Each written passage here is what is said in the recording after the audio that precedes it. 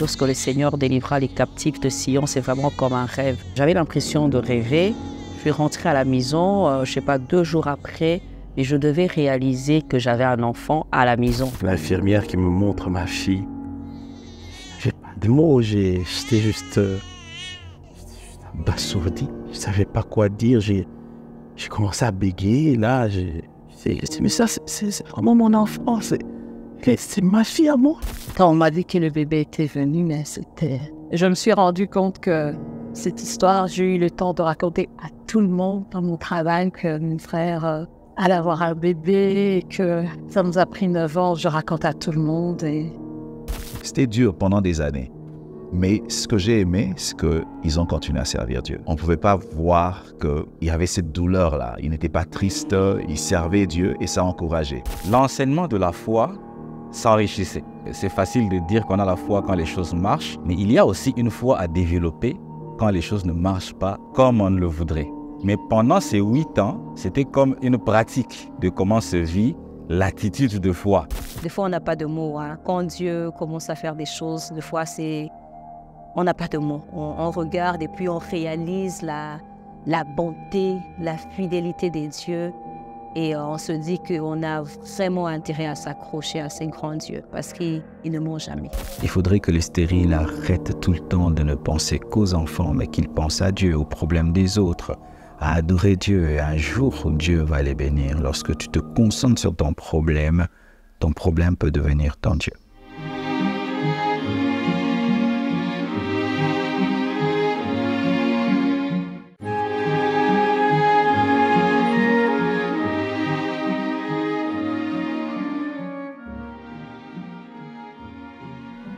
On s'est mariés religieusement. Le 7 octobre 2006.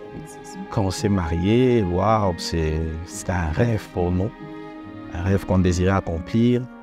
Et puis, voilà, on s'est lancé. Je me souviens que le jour du mariage, toute la famille était heureuse. Toute la famille. La famille, la belle famille. On s'est vraiment, vraiment réjouis ce jour-là. On a beaucoup dansé, beaucoup. On s'est vraiment laissé aller, c'était vraiment très merveilleux.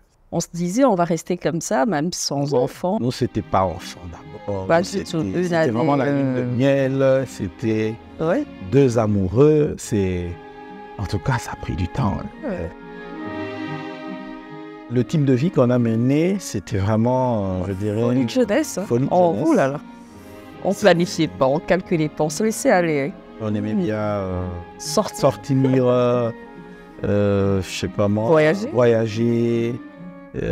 En tout cas, on allait ça et là, par-ci par-là, en province, à l'extérieur du pays.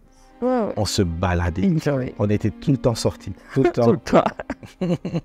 Je me souviens que la 2e année, on s'est décidé, on s'est dit, on va y aller maintenant. On se préparait à en avoir et vraiment, c'était avec plaisir qu'on allait avoir un enfant. Et puis, à un moment, on s'est rendu compte que ça ne venait pas. Ouais, ça ne venait pas. Moi.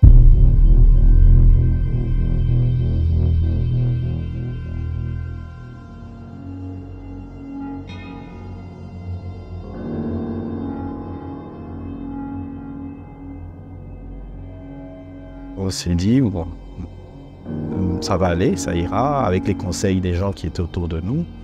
Ça passera, c'est la première année, vous devez mieux vous connaître, ainsi de suite. Et puis on a attendu, et 1 année après, ça ne venait pas. Ça commençait quand même à nous amener à nous inquiéter. Moi, personnellement, c'était quand même une surprise. Je me disais, mais comment ça n'arrive pas Le parcours a commencé vers la médecine la 3e année. Parce qu'on nous disait qu'il fallait, comme ils appellent, s'accommoder, s'habituer, être marié, on est peut-être jeune et tout. Mais bon, après, à un moment donné, on avait un petit planning qui, à chaque fois, ça ne marchait pas. Alors, on s'est dit qu'il y a un problème. On n'était pas prêt, en fait, à aller voir les médecins. On a pu affronter ça, je pense, à la 3e année. C'est là que maintenant, on a commencé cette quête qui n'a pas été facile pour nous de pouvoir avoir des enfants.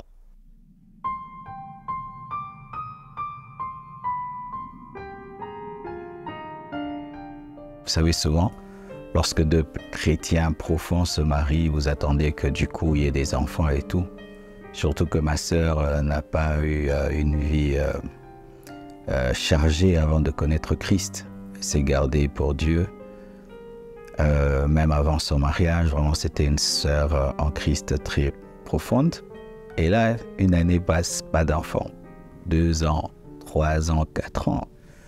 Et bien, on commence à vous poser des questions. Et tu vois aussi quand même que ça l'a perturbé beaucoup, ça l'a dérangé. On s'est tous mariés. Il y a mon grand frère, le pasteur Marcelo.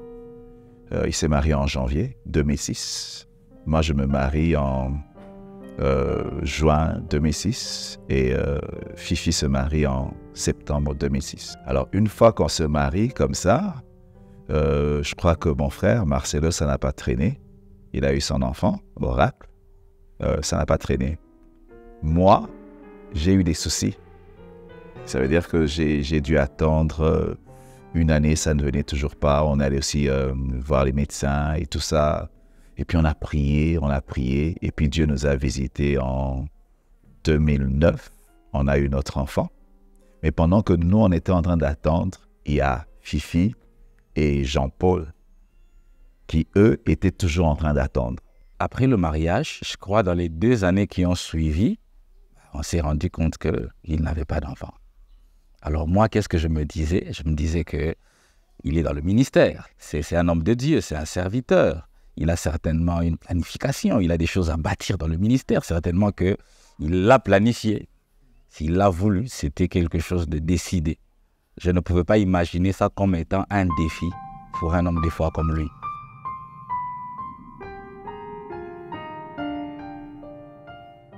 Il faut dire qu'en tant que femme, c'était lié au cycle et à l'âge. C'est vrai que je me suis mariée, j'avais la vingtaine, je dirais 28 ans.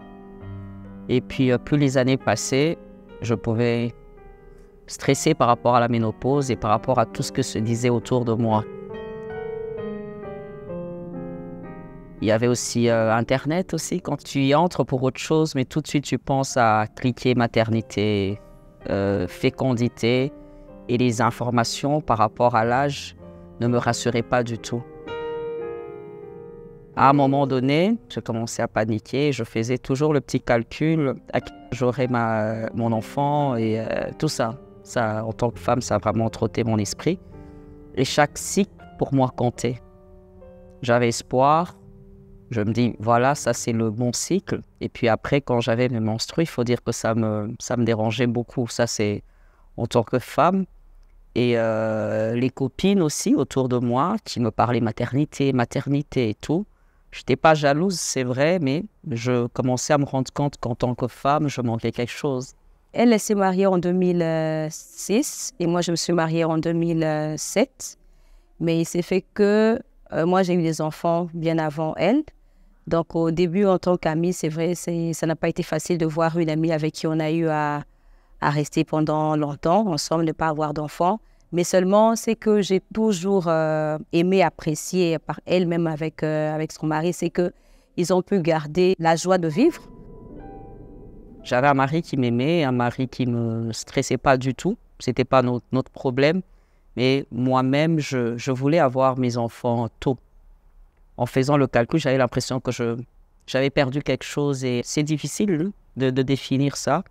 Donc, c'était plus par rapport au cycle et par rapport à l'âge. Et puis après, il y a eu aussi les diagnostics défavorables. Les diagnostics m'ont mis à terre à un moment parce que au début, c'était bien. Il n'y avait rien du tout, c'était l'inconnu. L'inconnu me donnait espoir. Et quand on a commencé à me dire que selon telle ou telle réalité, tel diagnostic, tu ne peux pas, à tel âge, tu ne peux pas. Ça commençait quand même à me déranger. Il y a des mois ou des années où j'étais forte, mais il y a des années aussi où je sentais que je flanchais.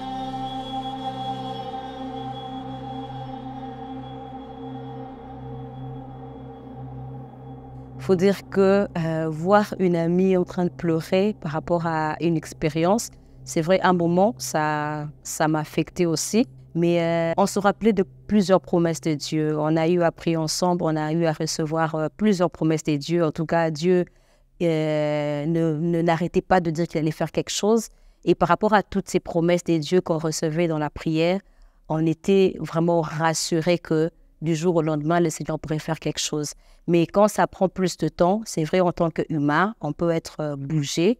Mais notre force, on le retrouvait toujours dans la présence de Dieu. Et en tant qu'ami, je ne cessais pas de la réconforter, de dire qu'il y avait un Dieu qui pouvait toujours continuer. Mais elle-même, elle avait déjà une certaine force. En tout cas, ce qui fait que moi-même, par moments, je commençais un tout petit peu à puiser un peu de sa force-là pour la réconforter.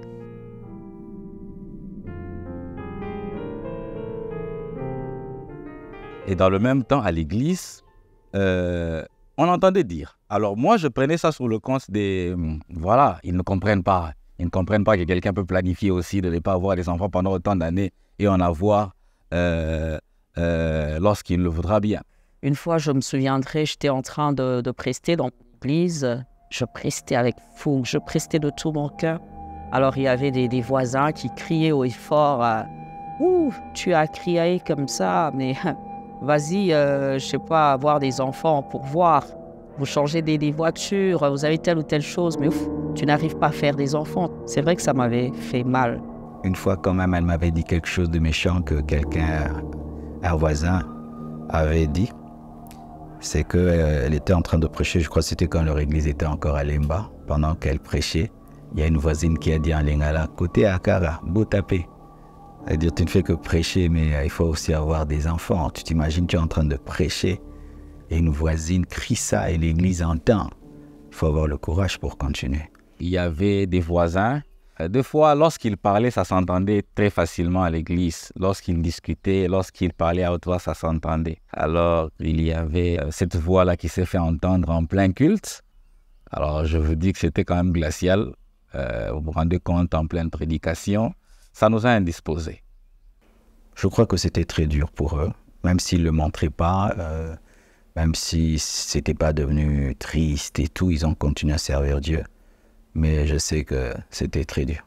Ce qui est vrai avec le pasteur et maman Fifi, ils ont toujours été les mêmes, toujours constants. C'est comme s'ils n'avaient rien entendu. En fait, c'était plus nous que ça avait affecté, j'ai l'impression. En tout cas, chez eux, elle a continué à prêcher. Elle a continué à être joyeuse, comme elle l'est souvent, quand elle prêche. Malheureusement pour moi, ce n'est pas que je ne tombais pas enceinte, je tombais enceinte. Mais à un moment donné, j'avais des séries de fausses couches.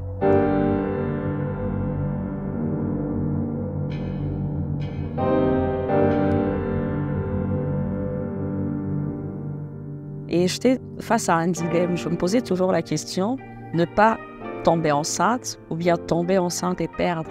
Mais pour moi, je considérais que c'était plus dur de tomber enceinte et de perdre.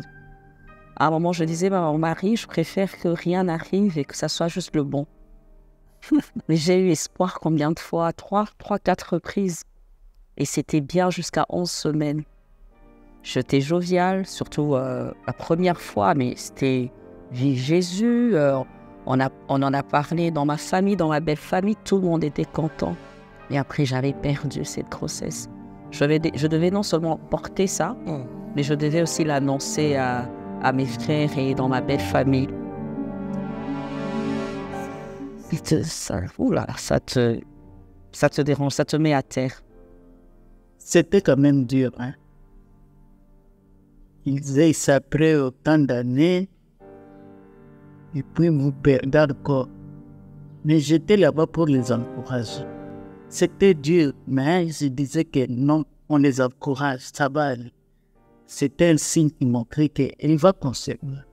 Je me souviens une fois, lorsqu'elle revenait peut-être du médecin, où le médecin pouvait dire qu'il y avait fausse couche. C'est vrai, même quand elle m'appelle, je peux sentir que c'est normal, c'est humain. Elle pouvait être vraiment déprimée, c'était difficile pour elle. Mais 2 jours ou 3 jours après, quand vous pouvez vous revoir, vous pouvez sentir en elle qu'elle avait encore cette force.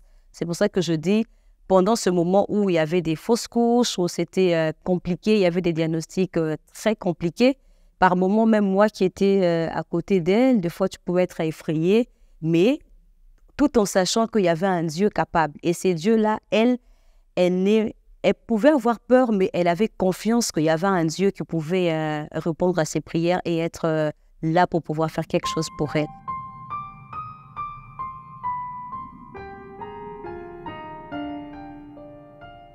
Quand elle a dû faire des examens, par exemple, pour les trompes, j'étais pas là, j'étais en voyage. Et puis un soir, quand je suis rentré de ce voyage, un soir, elle me dit « Ah, tu sais, chérie, j'ai mal au cœur de ne pas pouvoir te donner les enfants que tu veux. » Franchement, je lui ai dit tout de suite, je lui ai dit « Non, ne me dis jamais plus cette phrase-là.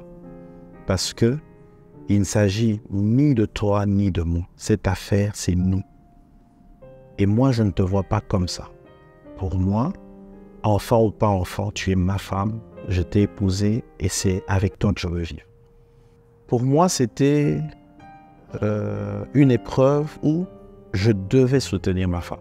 Mon problème n'était pas les enfants qui n'étaient pas là, mais mon problème, c'était elle. Quand elle était triste, moi, ça m'a rendu triste. Et je m'arrangeais à tout faire pour qu'elle ne soit pas triste. On est attaché lorsque quelqu'un à qui vous êtes attaché passe des moments comme ça, surtout que je ne suis pas étranger à ça. Nous avons eu ce challenge, mais en miniature, parce que nous, c'était seulement 2 ans. Eux, ils ont fait 9 ans. J'ai vu ma femme pleurer. J'ai vu la souffrance d'une femme qui n'a pas d'enfant. J'ai vu aussi ma peine, et les hommes expriment leur peine différemment. Je pouvais projeter ça sur eux et un peu plus amplifier parce que c'était dur pendant des années. Mais ce que j'ai aimé, c'est qu'ils ont continué à servir Dieu. On ne pouvait pas voir qu'il y avait cette douleur-là. Ils n'étaient pas tristes, ils servaient Dieu et ça encourageait. Le plus dur pour moi, ça a été l'inaccomplissement. Ouais. C'est-à-dire, c'est comme un chemin que vous prenez mais qui n'aboutit pas. Parce que quand on est allé à plusieurs reprises chez les médecins, c'est toujours un autre qui trouvait un truc de plus, mais à la fin, il n'y avait pas de solution. Ouais. Et à tel point qu'une certaine année, je ne sais plus laquelle, j'avais vraiment pris l'option de ne plus aller à l'hôpital. Parce que je me disais, la médecine, elle ne peut plus rien pour nous. Franchement, elle ne peut plus rien. On va se tourner uniquement vers le Seigneur. Et ça a été le plus dur. Ça a été le plus dur. C'est un peu comme si tu cours, mais il n'y a pas de ligne d'arrivée, quoi. Et quelquefois, comme dans un désert, tu vois un genre de mirage. Et puis, tu t'approches, mais tu te rends compte que c'est pas d'eau, c'est pas de l'eau, c'est rien. Ça a été dur. Hein. Ça a été dur. Je crois que la plus grande épreuve de la foi, c'est le temps.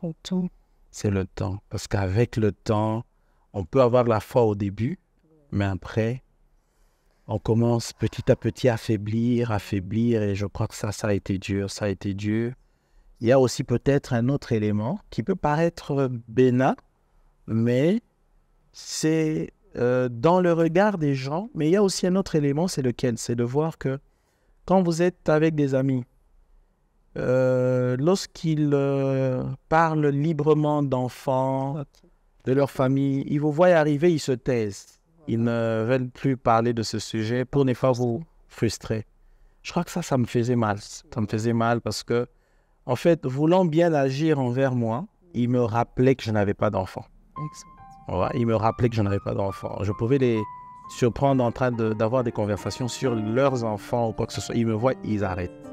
Ou alors, la femme a un ami et est enceinte. Elle ne veut pas en parler pour ne pas nous frustrer. Et je crois que leur attitude, qui n'était pas méchante en elle-même, mais ça nous faisait mal de voir que, en fait, les gens nous rappelaient sans cesse qu'ils n'ont pas d'enfants. Il faut les traiter comme ça. Il faut.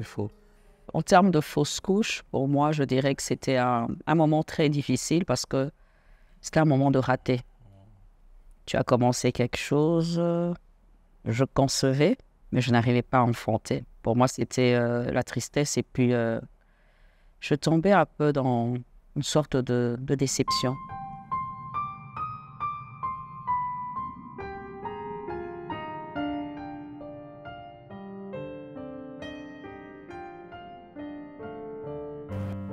Je devais gérer les douleurs parce qu'à la 10e semaine, j'avais mal. Ça se passait 12e semaine, je perdais mes grossesses. Alors à la 10e semaine, j'avais mal. Je devais aller à l'église avec ces douleurs où je me disais peut-être que ça va passer cette fois-ci, je vais porter mon enfant. Je vais passer les 11 semaines. Au travail aussi, la même chose.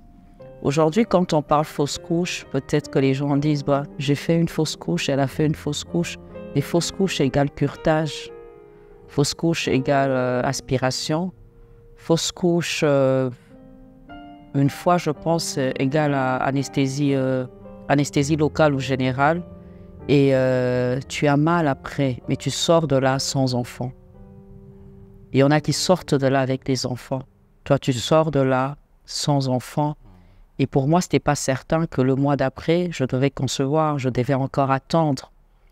Il y a des fausses couches comme ça où j'ai attendu 2 ans. Il y en a même 3 ans, même 4 ans, parce que nous, on parle de 8 ans. Alors, des fausses couches où je devais attendre. Et ça commençait à m'attrister parce que plus je perdais, j'avais l'impression qu'il y avait quelque chose en moi qui, je sais pas, qui perdait vie en même temps, Et tomber enceinte commençait aussi à me traumatiser parce que je me disais, je vais tomber enceinte, mais est-ce que je vais garder cette grossesse? Alors nous, on jubilait pas. Une grossesse, on jubilait pas forcément. C'était, on jubilait à 50% ou même, je sais pas, 40%. Parce que pour nous, la certitude, ça devait être avoir des enfants. Alors, je me souviendrai toujours de cette dernière fausse couche. C'était à la maison. Déjà au travail, j'avais mal, j'avais très mal. Et je me dis, je vais quand même aller à l'église. On est allé à l'église.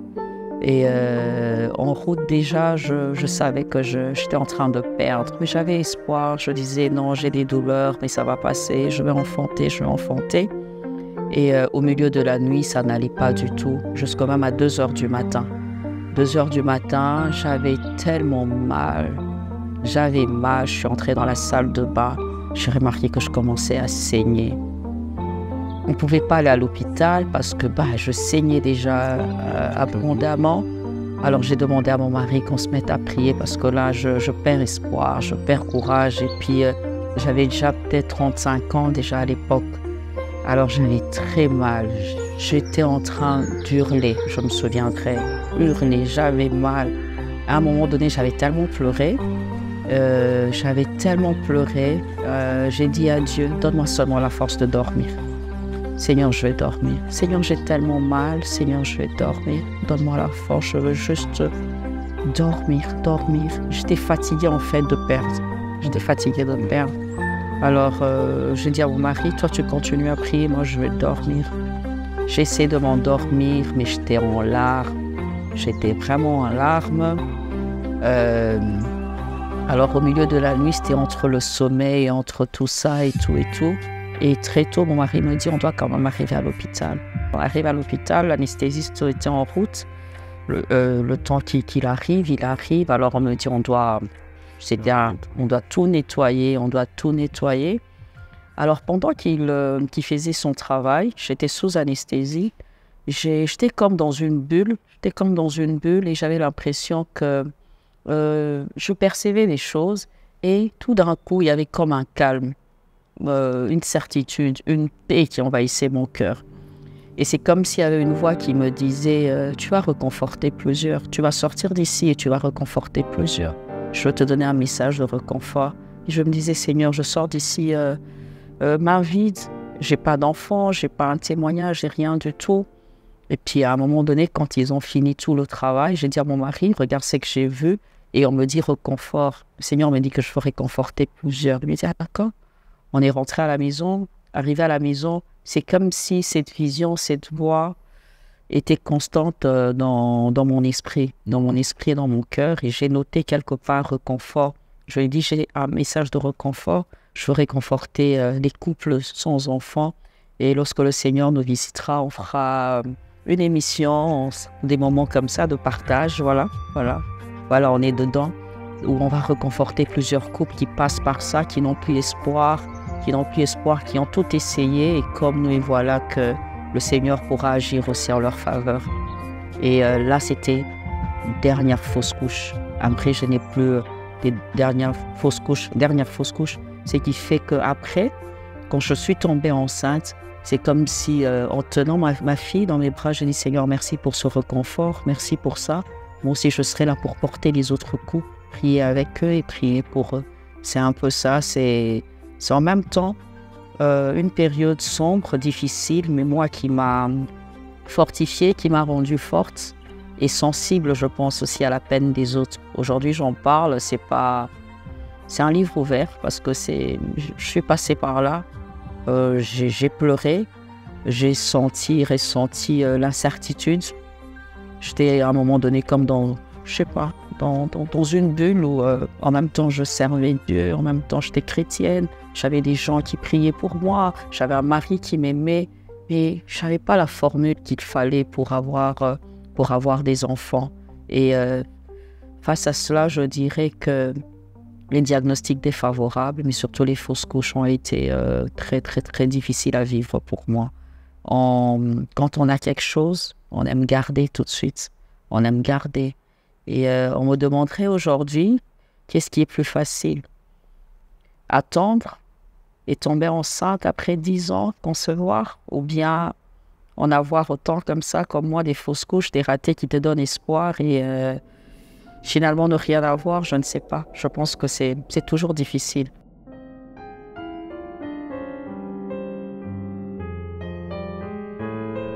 La stérilité n'est pas facile à vivre. C'est une épreuve très difficile à vivre, peu importe, qu'on soit chrétien, qu'on soit païen, qu'on soit... Bref, ça reste difficile. Difficile pourquoi? Parce que émotionnellement, tu es touché. Physiquement, tu es touché. Les diagnostics, oui, mais les examens aussi font très mal. Les femmes qui ont fait l'hystéro, je pense, cet examen de trompe, tout ça, elles savent que ça fait toujours très, très, très mal. Les curetages, ça peut bien se passer ou ne pas bien se passer. Ça te met dans cette bulle-là où tu es effrayé et des fois tu ne sais à qui on parlait. On pouvait voir le couple, parce que moi je recevais plus d'informations par rapport à Fifi, comme c'est elle qui est mon amie. Elle peut te raconter une situation qui venait de se produire par rapport à un diagnostic, mais le jour après, elle peut te dire qu'elle devrait prêcher, elle devrait aller encore servir Dieu, elle avait une prédication à préparer. Ben là, pour moi, j'ai trouvé ça vraiment comme une source d'inspiration pour dire qu'on peut avoir autant de problèmes, on peut passer par plusieurs challenges, mais si on peut être capable de pouvoir s'accrocher encore au service des dieux, et c'était quelque chose de vraiment magnifique et c'est quelque chose qui m'a au fait plus marqué aujourd'hui. Et je peux me dire que dans la vie, on peut avoir de difficultés, mais qu'on ne peut pas abandonner Dieu ou abandonner le service pour Dieu. On a connu plusieurs étapes. Parce que nous étions dans la première étape, je dirais, c'était la lune de miel. Ouais. Après cette étape de lune de miel est venue l'étape de la stérilité. Pas du tout d'enfant, pas de conception, rien. Et puis après, c'est cette série de fausses couches qui ont commencé à arriver. La première fois on l'a connue, c'était à la maison. Et devoir te tordre de douleur. Ah, c'était... Je priais comme un fou ce jour-là. Je priais. Voyant ma femme pleurer de douleur. Moi aussi, je priais dans la prière. Je pleurais dans la prière. Je dis Seigneur, interviens. Et jusqu'au petit matin. Comme ça, on a prié depuis toute la nuit. Et puis aboutir à avoir perdu cette grossesse, c'était très, très dur. On n'a pas appris à un Dieu à servir un Dieu après lequel on est fâché. À chaque fois, on se disait, c'est arrivé, c'est passé, on doit se relever. Et ce qui est bien, c'est que quand tu étais au plus bas, c'est moi qui te relevais, et moi, quand j'étais au plus bas, c'est toi qui me relevais. Et puis, il faut dire aussi que la fois où on a dû te faire cette aspiration, j'étais à l'extérieur. Et quand on m'annonce qu'on a perdu l'enfant, j'étais sorti sur la rue, je suis allé à l'extérieur, les véhicules passaient. Et je réfléchissais sur ce que je devais faire. J'étais à la veille d'un séminaire à l'église. Le séminaire avait pour thème « Le juste vivra par sa foi ». C'était une expérience terrible. Déjà, ils avaient une bonne base doctrinale et ils avaient une vraie conversion. Parce que la doctrine détermine le comportement dans l'épreuve. Lorsque tu as une doctrine fondée sur la bénédiction, et quand la bénédiction tarde, tu abandonnes. Mais eux, ils avaient une doctrine fondée sur Christ. Et ils avaient déjà Christ. Et de deux, ils ne servaient pas Dieu pour que Dieu les bénisse. Ils servaient Dieu parce qu'ils l'aimaient. Et ils savaient que Dieu les aimait. Et jamais ils ont remis en question l'amour de Dieu dans leur vie. Ils ont toujours cru que Dieu les aimait. Mais ils se disaient, c'est une épreuve et elle finira par passer. Mais ce que j'ai reçu comme leçon de leur miracle, c'est que des fois, il faut oublier ces problèmes pour que Dieu puisse les résoudre. Lorsque le problème t'accapare à 100%, il devient un Dieu pour toi. Et Dieu n'encourage pas l'idolâtrie parce que même nos problèmes peuvent devenir des idoles. Des fois, il faut oublier ton problème, tu te concentres sur Dieu et Dieu résout ton problème. Lorsque Anne voulait à tout prix avoir un enfant, elle ne l'a pas eu. Et lorsqu'elle s'est concentrée sur le besoin de Dieu, Dieu lui a donné un prophète qui était aussi son enfant. Donc, des fois, il faudrait que les stériles arrêtent tout le temps de ne penser qu'aux enfants, mais qu'ils pensent à Dieu, aux problèmes des autres, à adorer Dieu. Et un jour, Dieu va les bénir. Lorsque tu te concentres sur ton problème peut devenir ton Dieu. J'ai vraiment remarqué que papa Jean-Paul a toujours été aussi, est resté aussi amoureux, parce qu'on parlait souvent avec mon ami. Je ne l'ai pas vu en tout cas se plaindre. Et même moi-même, en train de regarder comment le couple avançait, je peux voir que papa Jean-Paul était resté toujours amoureux à sa femme et aussi complice aussi et d'un appui vraiment. Parce que souvent, il pouvait peut-être faire passer une épreuve ou une situation. Il était là peut-être dans des hôpitaux, dans leurs différents rendez-vous avec le médecin, il était là. Et en tant qu'ami, je me disais vraiment que mon amie était entre les bonnes mains et qu'elle pouvait vivre cette expérience douloureuse avec un mari qui pouvait le combler d'une manière ou d'une autre. Quand on a fait des examens approfondis aussi pour moi, il s'est avéré qu'il y avait aussi quelques problèmes. Alors, à ce moment-là, et je peux dire que j'ai vu ma femme revenir vers moi pour me dire « c'est comme tu m'as dit, il ne s'agit pas de toi ou de moi, il s'agit de nous ». C'était comme un petit jeu de ping-pong. À un moment donné, c'était moi, au début de notre couple, quand j'ai été voir les médecins, ils m'ont dit que je ne pouvais pas concevoir, c'était d'abord ça. Et puis après, les médecins ont demandé à mon mari de faire des examens. Alors là, j'ai découvert un homme fort, parce que souvent on dit que dans des cas d'infertilité dans le couple, c'est généralement la femme. Alors, quand il devait passer par ses examens, il est passé, on a dit qu'il y avait des petits problèmes et tout. Mais ce qui m'avait donné la force, et c'est une leçon que j'ai gardée à vie, j'avais rien dans mon cœur qui m'amenait à dire qu'il ne peut pas me donner des enfants, alors il y a une autre option. Pourquoi? Parce qu'il était là aussi pour moi. C'est une option que lui n'avait pas introduite dans notre couple. Pour nous, ne pas avoir des enfants, c'était comme un problème extérieur par rapport à notre relation. Donc, que ça soit toi ou pas moi, on nous a dit qu'on ne pouvait pas avoir des enfants, mais nous allons nous battre à deux. Il y a déjà de ce côté-là où on sait en général que quand il s'agit d'un problème de fertilité dans un couple, c'est la femme. Mais apprendre que moi aussi j'avais un problème, c'était un coup de massue sur ma tête. Hein. Je n'en revenais pas, j'étais surpris, j'étais étonné, j'ai dit mais mon Dieu, c'est quoi qui m'arrive? Je ne comprends pas. Et ça m'a pris un temps pour digérer cela. Vous savez, quand cette épreuve arrive dans un couple, souvent on se jette la faute. Et quand on fait ça, ça divise le couple. Mais eux, ils ont porté le challenge ensemble. Et ça les a vraiment unis. Ils sont très complices. Ils sont vraiment des amis. Ça les a unis parce qu'ils ont porté le problème ensemble. Ce qui fait qu'ils sont très complices dans ce qu'ils font en termes de ministère, mais aussi en tant que couple. C'est vraiment des amis. Donc moi, c'est ce que ça ne les a pas divisés, mais ils sont devenus encore plus unis. Là où se posait le vrai défi, c'est par rapport à ce que je fais, par rapport à mon travail, par rapport à ma profession. Je suis prédicateur et prédicateur de la foi.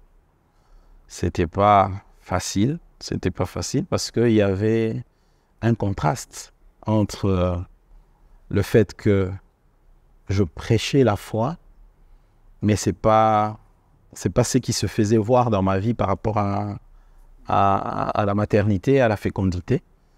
Autour de nous, il y avait des gens pour nous rappeler.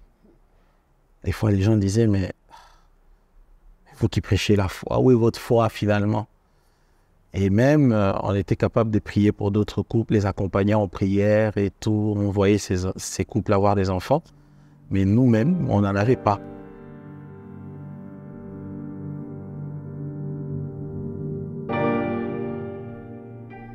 Pendant 8 ans d'attente de l'enfant, du couple, pasteur Jean-Paul et maman Fifi, du point de vue personnel, je crois qu'il y a eu une évolution, je dirais, dans le message de la foi que nous percevions.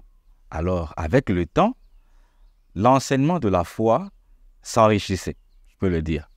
Donc, c'est vrai que c'est facile de dire qu'on a la foi quand les choses marchent, mais il y a aussi une foi à développer quand les choses ne marchent pas comme on le voudrait. C'est à cette dimension-là que cette période nous a conduits.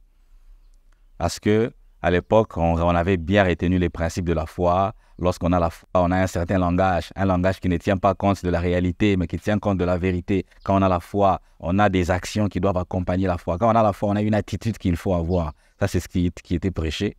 Mais pendant ces 8 ans, c'était comme une pratique. Voilà, un message pratique de comment se vit l'attitude de foi pendant que les choses ne marchent pas. Les paroles de foi, les confessions de foi, les déclarations de foi pendant que les choses ne marchent pas. On sait bien que ça, la réalité, c'est autre chose, mais nous continuons à croire à autre chose. Et ça, c'était le côté pertinent de l'enseignement de la foi, pour nous, Église, et pour moi personnellement.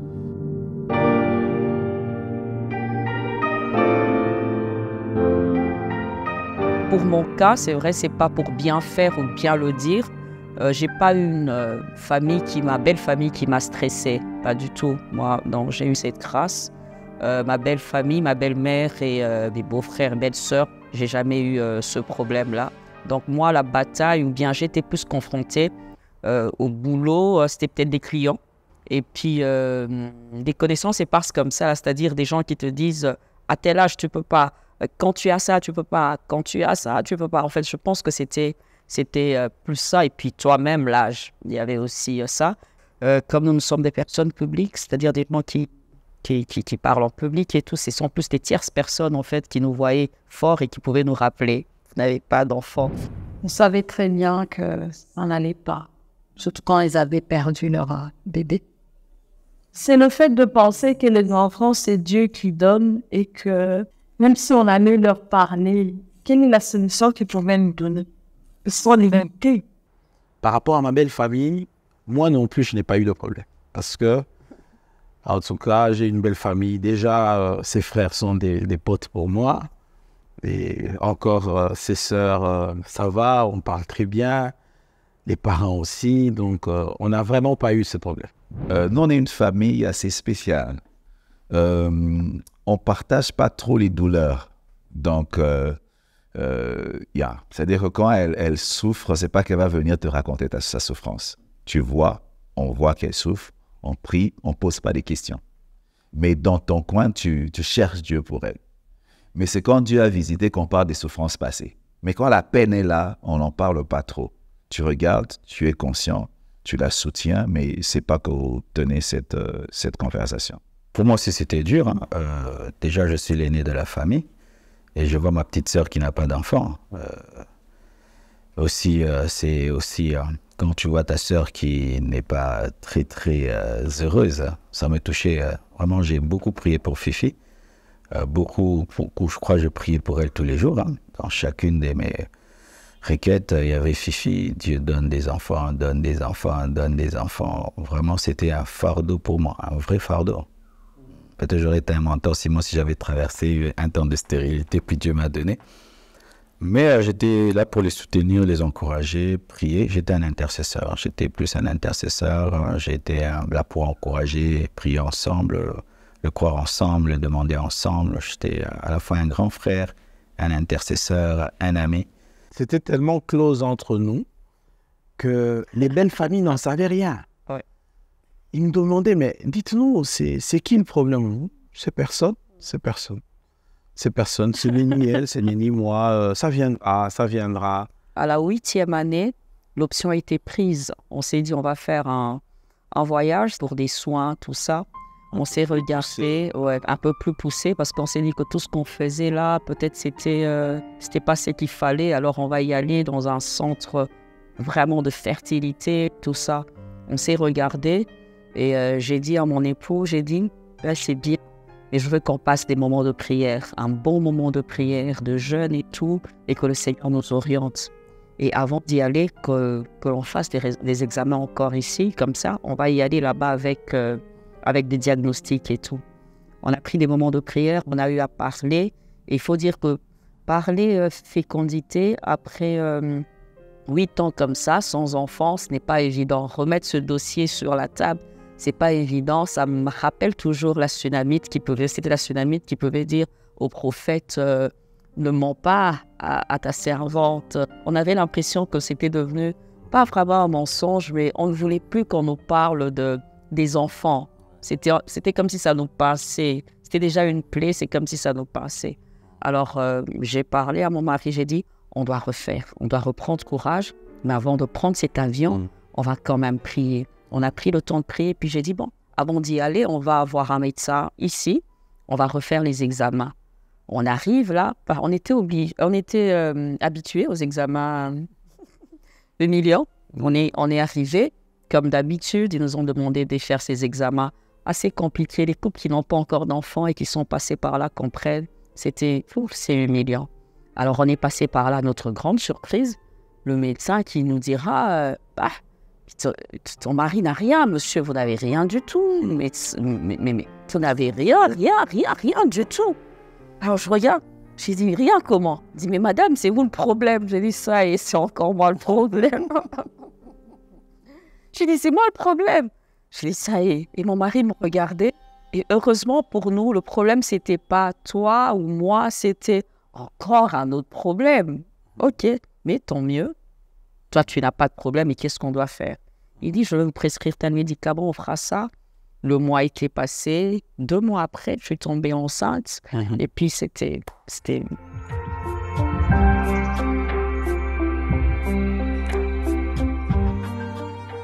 Quand j'ai appris que Fifi était enceinte, en tout cas, c'est vrai, j'en avais de larmes. J'en avais de larmes parce que c'est vrai, aujourd'hui, on peut avoir un témoignage, quelqu'un en train de témoigner, mais par moments, le parcours ou bien tout ce qui s'est passé, on n'a pas d'idée.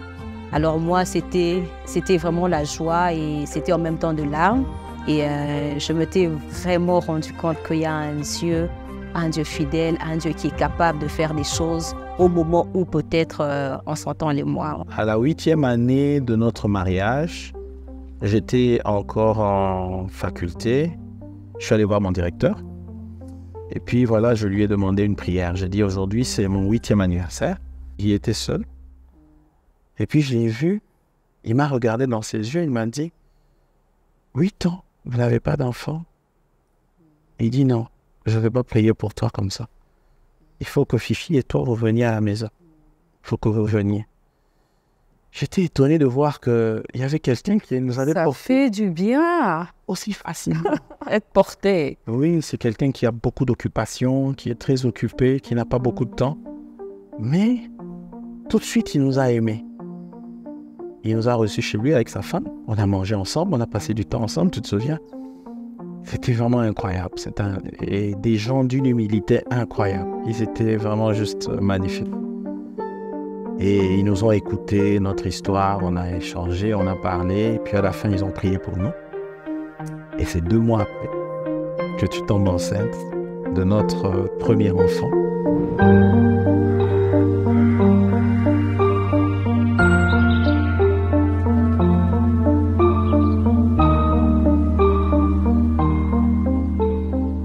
Je suis tombée enceinte à la 11e semaine.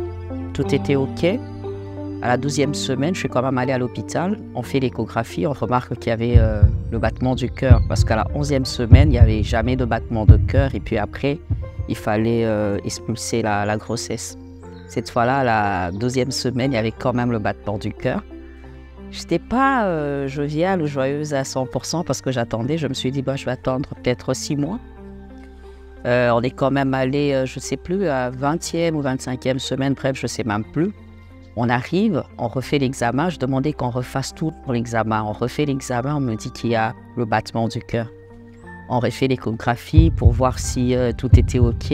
Tout était OK. 7 mois par là, on demande de faire l'échographie pour qu'on fasse la layette parce qu'on avait déjà quelques vêtements.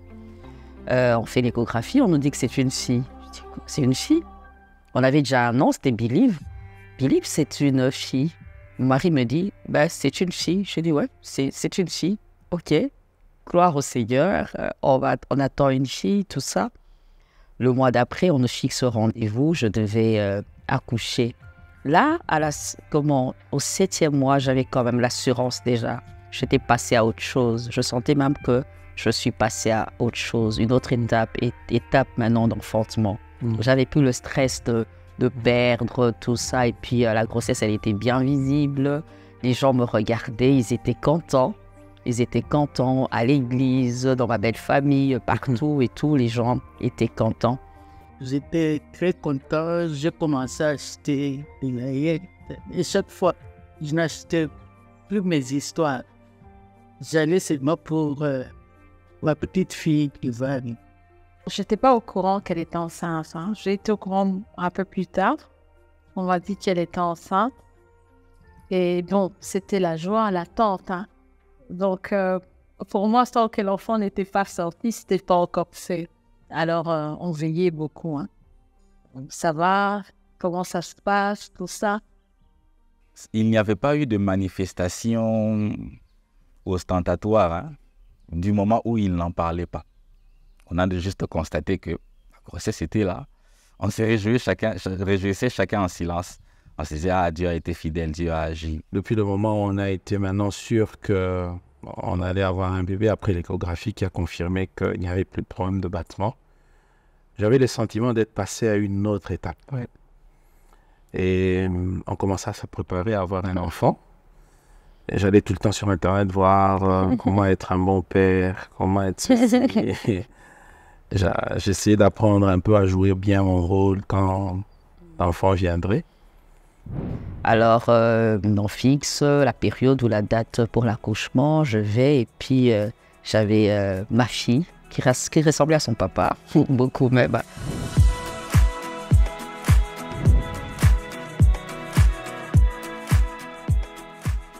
Et c'est ce jour-là que j'avais compris beaucoup de choses. J'avais compris que j'avais des gens qui me portaient. Il y avait des personnes qui me portaient. Il y a des gens qui entraient dans la chambre en pleurs, mais qui pleuraient de joie, qui disaient « on attendait ça ». Il y a des membres de l'église qui venaient, qui disaient « le Seigneur a opéré un miracle ». Le membre de ma famille, tout le monde. Il y a des couples inconnus qui venaient, qui voulaient simplement prier avec nous, qui voulaient juste bénir le Seigneur avec nous. On l'amène en salle d'accouchement. Moi, j'attends.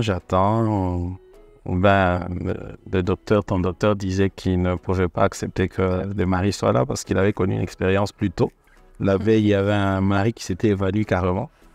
Alors, il dit, monsieur, il ne faut pas entrer, monsieur le pasteur, vous allez vous évanouir là-bas. J'ai dit, ok, je vais attendre. J'attends. Et puis, on vient m'appeler. Je suis dans la chambre, on m'appelle. On dit, papa, enfin, félicitations, vous avez une fille jolie. J'arrive, l'infirmière qui me montre ma fille. J'ai pas de mots, j'étais juste abasourdi. Je savais pas quoi dire. J'ai commencé à bégayer. Là, d'habitude, je parle normalement, mais je commence à bégayer. Mais ça, c'est vraiment mon enfant. C'est ma fille à moi. Je n'en revenais pas. Et jusque-là, ça allait. Et puis après, ok.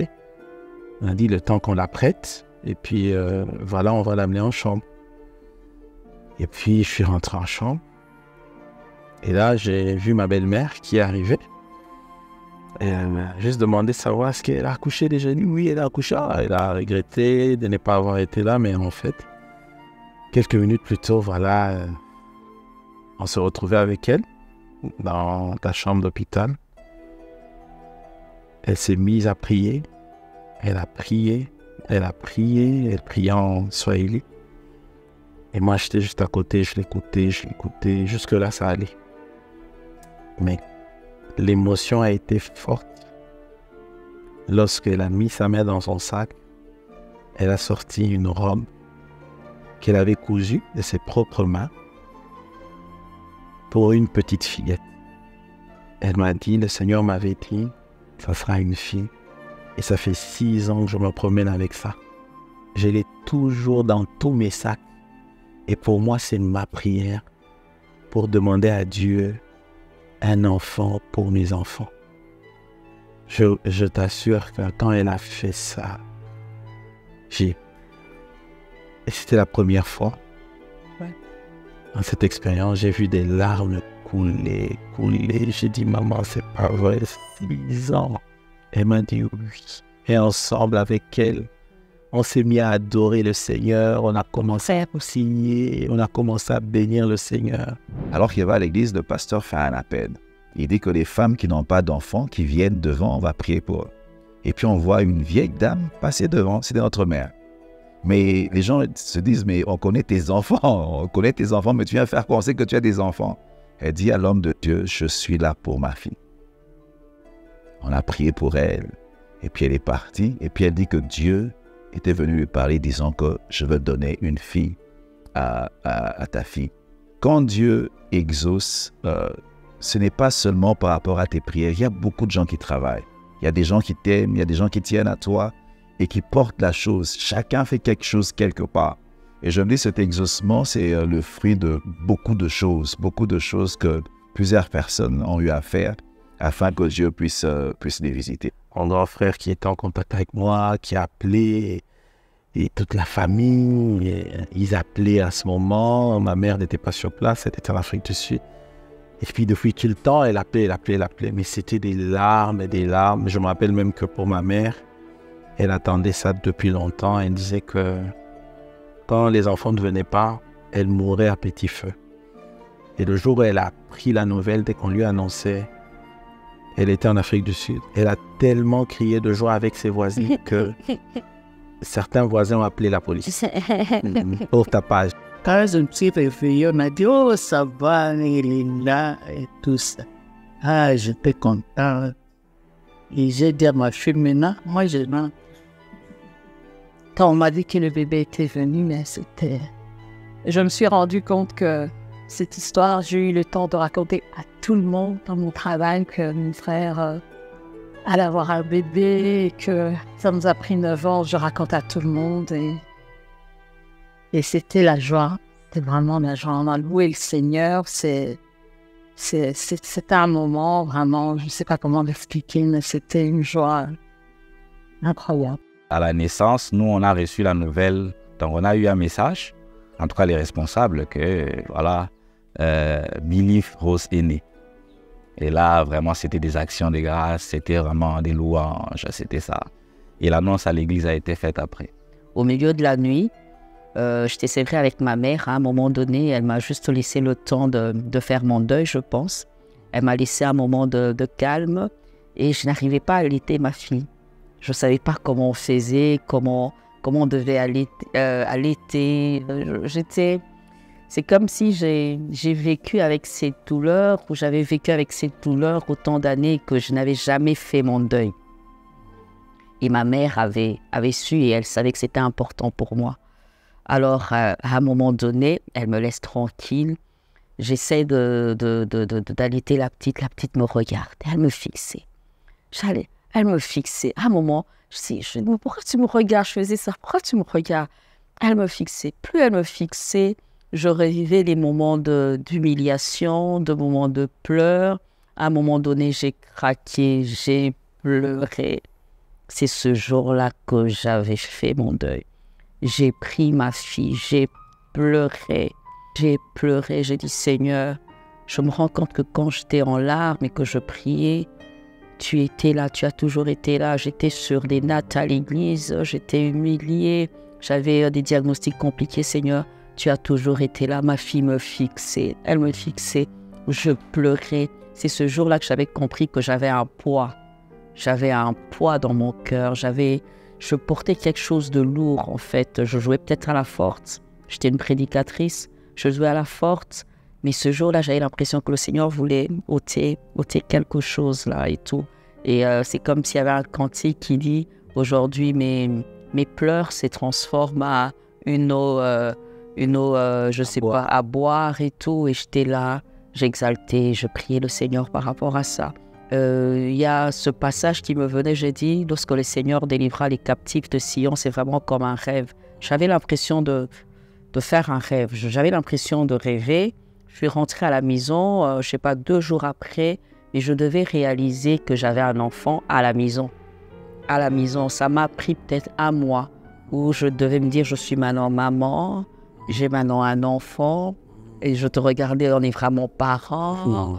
Et au milieu de la nuit, moi, je ne dormais pas parce que je devais observer la petite, si elle allait bien, est-ce que c'est vraiment un vrai bébé, tout ça et tout. Donc, c'est quelque chose d'énorme, de grand. Il n'y a que Dieu qui peut faire ça. Les enfants viennent de Dieu. J'aimerais dire à ce couple que ça arrivera comme dans un rêve. Des fois, ce n'est pas calculé, ce n'est pas prémédité. La venue d'un enfant, c'est comme ça. Ça vient. C'est vraiment un miracle. Quand je suis allée voir Believe, c'était à la maison quand j'étais déjà sortie. Je l'ai eu dans mes bras. Vraiment, c'était beaucoup de souvenirs. Moi, je pensais plus au temps de prière, à toutes ces demandes qu'on demandait à Dieu, à tout ce moment. Et c'était une joie immense, en fait. Ça ne m'a vraiment pas empêché de pouvoir encore remercier Dieu et dire merci à ce grand Dieu-là fidèle.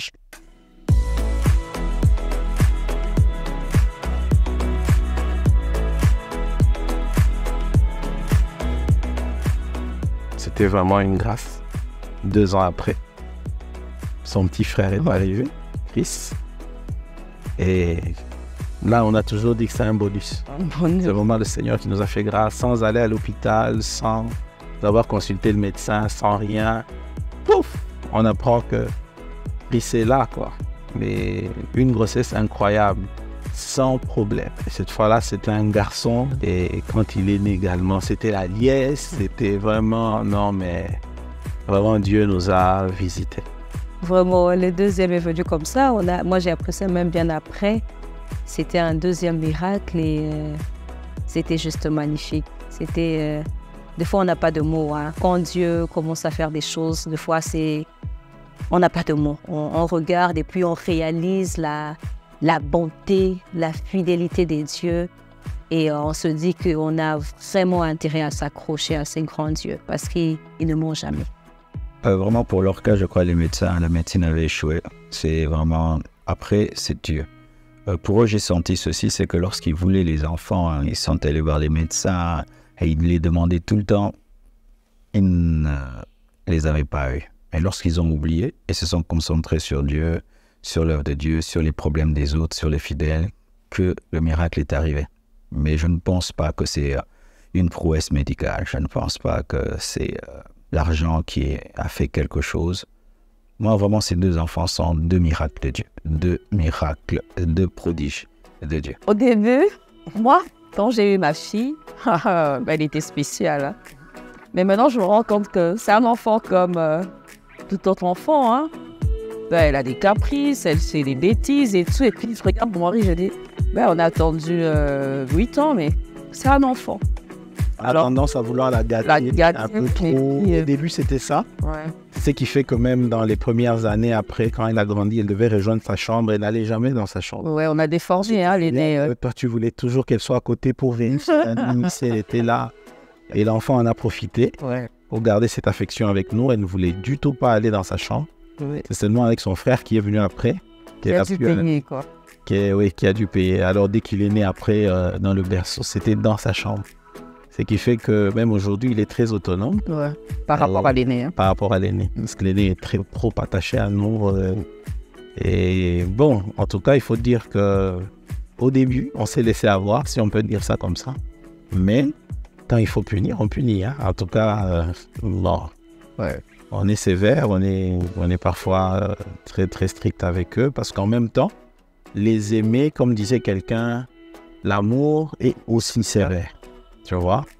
aimer, ça ne veut pas dire toujours oui, oui, oui, oui, parce que finalement, on va les gâter. Et on ne voudrait pas non plus avoir attendu toutes ces années, 8 ans, à la 9e année, on a des enfants pour les voir devenir délinquants, mal éduqués, mal élevés. Non, je ne pense pas. Je pense que par la grâce de Dieu, non, puisqu'on les aime, on veille à ce qu'ils aient aussi un bon encadrement. Et quand il faut punir, il faut réprimander, on le fait. Mais on doit avouer qu'on les couvre de beaucoup d'amour. Pour les avoir attendus aussi longtemps, en tout cas, c'est pas facile. C'est pas facile. Le malheur des enfants, c'est que c'est... Je me rends compte que c'est le Seigneur qui donne les enfants. Les enfants viennent de Dieu. Ouais. Les enfants sont une bénédiction qui vient de l'Éternel. C'est pourquoi je dis encore à ces couples de faire quoi? De s'attendre au Seigneur, parce que les enfants viennent de Dieu. Yeah. Les enfants viennent de Dieu. Peu importe l'état de la matrice, peu importe le diagnostic défavorable, quand Dieu décide, en tout cas, il le fait. Et Dieu, c'est Dieu qui donne les enfants. C'est très vrai. Tu te souviens qu'il y a un médecin qui nous avait prescrit ce qu'il fallait faire, un gynécologue, je crois. Ouais. Mais après qu'on ait tout suivi, il n'y avait rien. Après, il n'avait vraiment pas de réponse pour nous. Donc, ça nous montre que la médecine a ses limites. Et les enfants viennent de Dieu. De Dieu. Exactement.